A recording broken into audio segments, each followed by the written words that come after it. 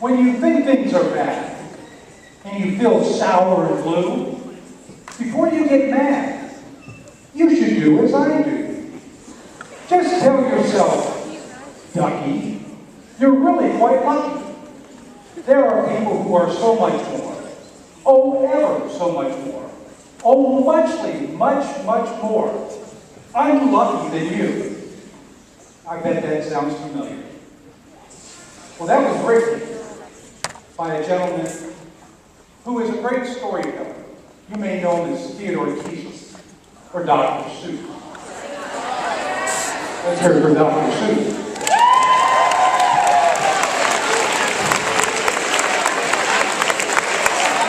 I'm excited to be here today. When I was asked to present to Liberty Commons, my first thought was fear.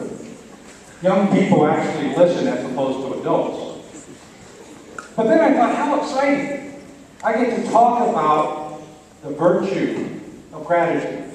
I started to think, how should I start my presentation? Well, why not just start out by saying thank you.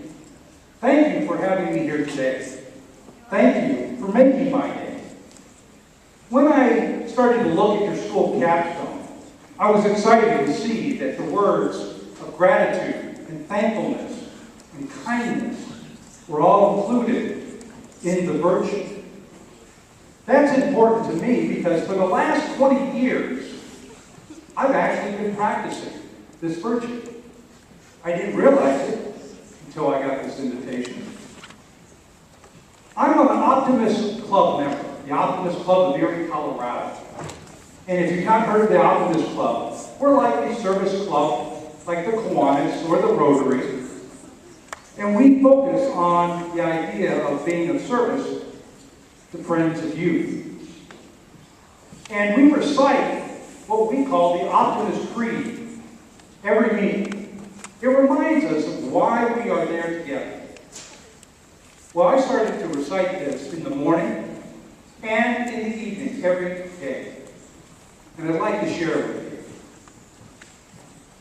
Promise yourself to be so strong that nothing can disturb your peace of mind. To talk health, happiness, and prosperity to everyone you meet. To make all your friends feel like there's something in them. To look at the sunny side of everything and make your optimism come true. To think only of the best, to work for only the best, and to expect only the best. To be just as enthusiastic of the success of others as you are of your own. To forget the mistakes of the past and press on to the greater achievements of the future. To wear a cheerful countenance at all times and to give every living creature you meet a smile. To spend so much time on the improvement of yourself, you have no time to forget about others. These words remind me of the importance of gratitude. I'm grateful to be in a group that uses these words at the beginning of our meetings. They remind me of a story I was once told as a young boy of an old man who was digging ditches on a hot summer day. And his neighbor came up and said, "What are you doing?" And the old man wiped his brow and he said, "I'm planting trees." And his neighbor replied, "But these are fruit trees that won't bear fruit in your lifetime." And the old man said, "I know. Others planted trees of fruit that I eat today. So I plant trees so others can eat fruit." Gratitude. Making sure that others have the kindness of an apple. There are many stories that I'd like to share with you, but I'll only tell you two today. One is from the classic of Aesop and Aesop's Fables, the story of Androcles and the lion. Androcles was a Greek slave who was walking through the forest, fell, hurt himself, and couldn't get up. A little while later, along the same path, a lion, king of beasts, comes across that same path. But Androcles notices something. the lion has a bloody paw, and Androcles grabs that paw and pulls out a thorn. The lion takes off and roars, and a little bit later, that lion appears with some food that he killed. They both eat that night. This goes on for a few days, until one day, as luck would have it, a group of Roman centurions come by and capture Androcles.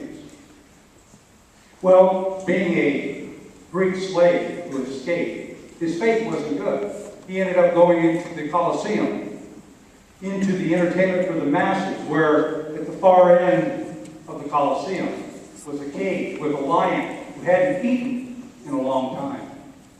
The cage was lifted. The lion came out, and he came across Androcles, frightened.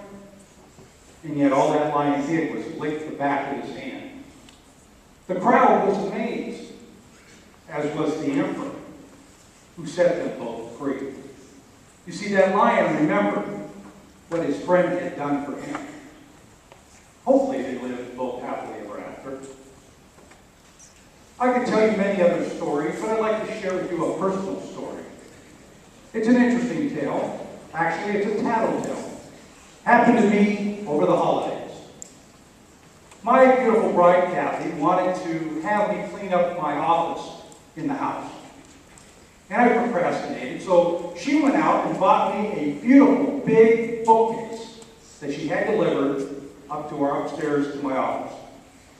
You see, I had piles and piles and piles of papers and books and photographs that I had not cleaned up.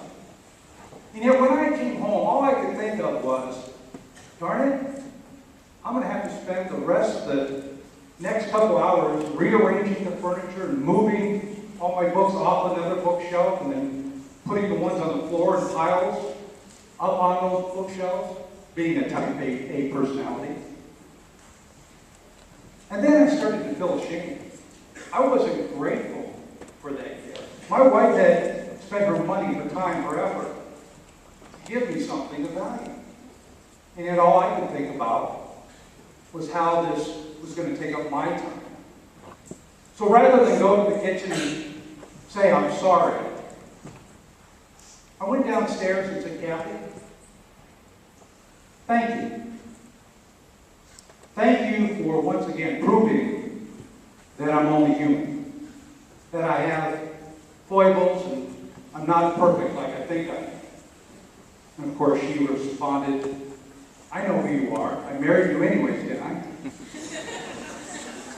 We're often reminded that those who love us are great.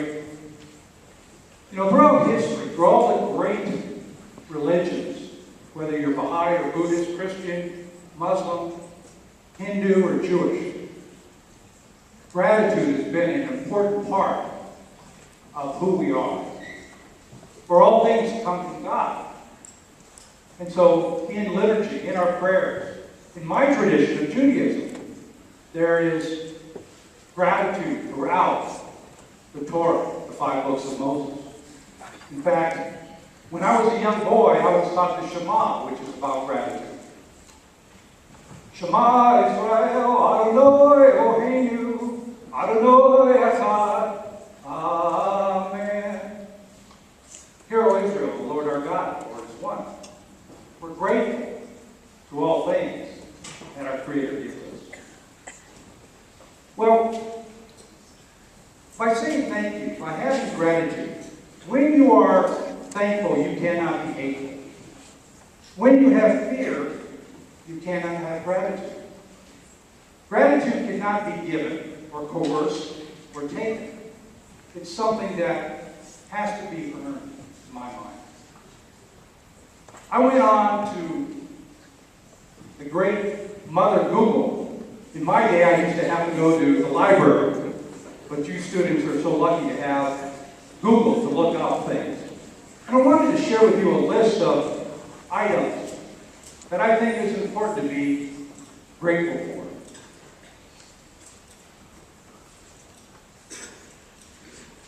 Listen to your breathing in and out. Enjoy the beauty of the sunrise the sunset, the moonrise, the stars in the sky. Look up at the skies, the clouds, the gentle rains, the snow, and unusual weather. Listen to different genres of music. That's especially for the older people in the room. Enjoy art, humor, and all that is beautiful.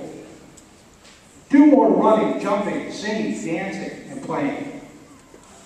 For your younger people, take a walk in the forest, the meadow, the beach, and have nothing in your ears playing music.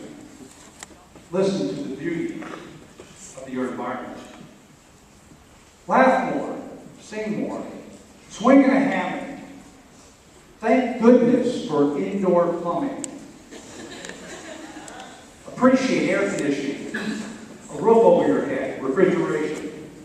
Celebrate good health, mental acuity, and curiosity. Think about the things we have in our modern lives: fresh water, light, a warm, quiet place to sleep. Seek out rainbows and songbirds. Remember that life, like chocolate and cherries and apples and oranges, is sweet. Appreciate literacy, your local library, and learning. One of my favorite motivational speakers in business is a gentleman named Charlie Tremendous Jones. Charlie once said, "You'll be the same person that you are today in 5 years, except for the books you read and the people you meet." Read more important books and meet interesting people. Now, in your classes, you're assigned homework. I'd like to challenge each of you to do some life work.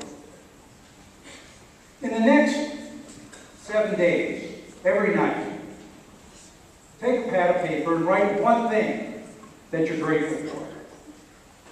At the end of 7 days, of course, you'll have 7 things of gratitude.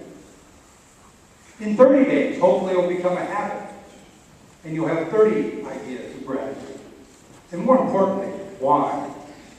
In a year, 365 days of gratitude. And when you get older and you look back at your life, you'll have a lifetime, an abundance of gratitude. And more importantly, the experience of being alive. I want to thank you for this opportunity to be here today. I've enjoyed touring your school. I've enjoyed listening to how you folks are learning. And I'm amazed and thankful that you're getting a great education. My name is Bradley Beck. Thank you.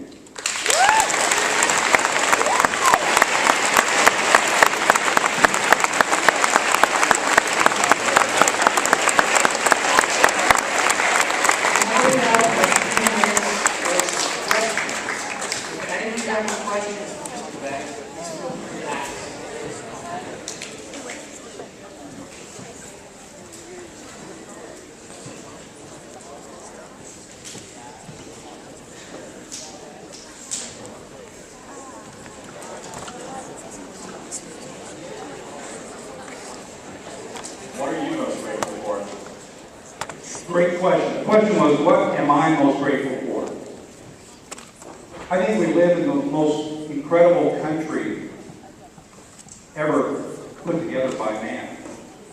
You know, the reason why America is exceptional is because for the first time in human history, a group of men got together and declared that the rights of the individual are more important than a king or a pope or a potentate or a tribal leader. In addition to being grateful for my family, my health, my life, being here today with all of you, I think we should all be grateful for the foresight of those founding fathers who really understood the rights of the individual. Great question. Thank you.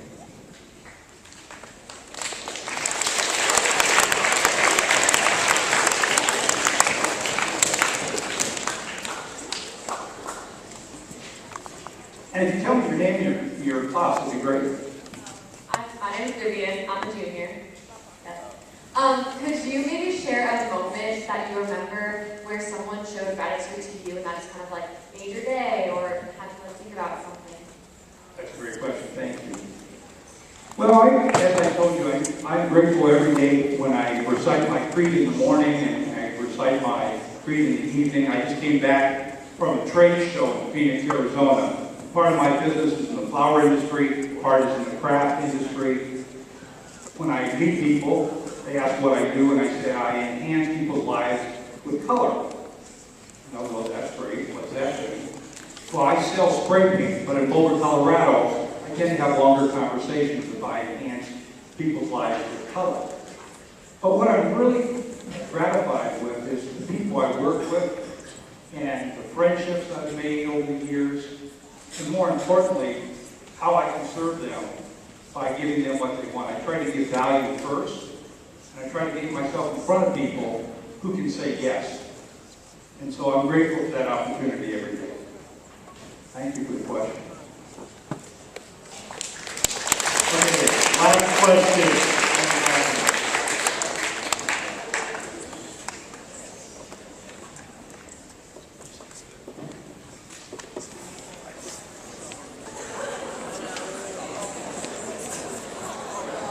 Hi, you may know me. I'm the kid that danced around the school with the eye flower shirt on. I'm asking you, can you say, hi, I'm Bradley Beck and you're watching Disney Channel? Hi, I'm Bradley Beck, and I watch what, the Disney Channel? No, hi, I'm Bradley Beck and you're watching Disney Channel. Hi, I'm Bradley Beck, and you're watching the Disney Channel.